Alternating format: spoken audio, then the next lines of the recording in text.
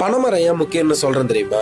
குருத்து சீவி கல் எடுப்போம், சுண்ணாம்பு தடவி பதனி எடுப்போம், பதனியை காய்ச்சி கருப்பட்டி எடுப்போம், கருப்பட்டியை நொறுக்கி நாட்டு சர்க்கரை எடுப்போம், காஞ்ச வாழையை வச்சு கூரை கட்டுவோம், வேலி கட்டுவோம், பச்சை வாழையை வச்சு விசிறி மட்டை செய்வோம், பச்சை மொளையை பதப்படுத்தி ஓலைச்சுவடி செய்வோம், பச்சை மட்டையை வச்சு கார்த்தி சுத்துவோம், காஞ்ச கூக்கான வச்சு கார்த்தி கட்டுவோம், காஞ்ச மட்டையை வச்சு விறகரிப்போம், கோடை காலம் வந்தா நொங்கு திம்போம், முத்தனு நொங்க பனம்பழத்துக்கு விட்டுருவோம், விழுந்த பனம்பழத்தை சுட்டு சாப்பிடுவோம், மீந்த பனம்பழத்தை கிழங்குக்கு போடுவோம், தோண்டன கிழங்கு அவிச்சு சாப்பிடுவோம், அடுக்கண கிழங்குல கொட்டையை உடைச்சு சாப்பிடுவோம், நீந்த கிழங்கு அடுத்த தலைமுறைக்கு ஒரு பனங்கண்ண நட்டுட்டு போயிட்டே இருப்போம். விழுந்த மரத்தை தலவாளத்துல பொலந்து கட்டுவோம், எழுந்த மரத்தை விளக்கேத்தி கும்பிடுவோம், வளர்ந்த மரத்தை தாய் தெய்வமா வணங்கின கூட்டண்டாயினாங்க. படகு கூட பனைமரத்திலேயே செஞ்சவங்கடா நாங்க. சேர மன்னர் குடிச்சின்னமா பனைமரம் தான் இருந்திருக்கு. பனம் பூவை பல மன்னர்கள் தன்னுடைய கழுத்துல மாலையா போட்டு வந்திருக்காங்க. இதெல்லாம் தாண்டி கடும் வறட்சியை தாங்கி தானும் வாழ்ந்து தன் மக்களையும் வாழ வைக்கிற தமிழருடைய தலைமரம். அது மட்டும் இல்லாம பல கோயில்களுக்கு இன்னமும் பனைமரம் தான் தலைமரமா இருக்கு. இவ்வளவு தாண்டி பனையபுரம், பனஞ்சேரி, பனந்தோப்பு இது போல ஊர்